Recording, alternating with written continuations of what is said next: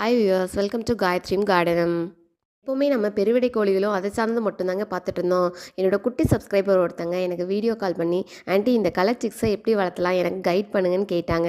ரொம்ப சர்ப்ரைஸாக ஃபீல் பண்ணுங்க. அவங்க கேட்ட கேள்வி எனக்கு ரொம்ப ஆச்சரியப்படுத்துச்சுங்க.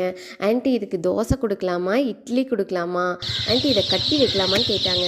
இந்த மாதிரி கேட்குற எல்லா குட்டீஸ்க்கான பதிலையும் பார்த்துடலாம். குட்டீஸ் ஆகட்டும் பெரியவங்களாகட்டும் ஃபஸ்ட்டு இந்த ரியாலிட்டியை புரிஞ்சுக்கணும். இந்த கலர் சிப்ஸ் வாங்கி 1 வீக்கில் கலர் வெளுத்துரும், ஒயிட் கலராக மட்டும்தான் வரும். இந்த மாதிரி இருக்கிற சிப்ஸுக்கு நல்லா ஹீட் தேவைப்படும். அதனால் ஓப்பன் பிளேஸில் அடைக்காமல் க்ளோஸ்டு பிளேஸில், அதாவது ஏர் சர்க்குலேஷன் குறைவாக இருக்கிற பிளேஸில் அடைச்சி வைக்கணும்.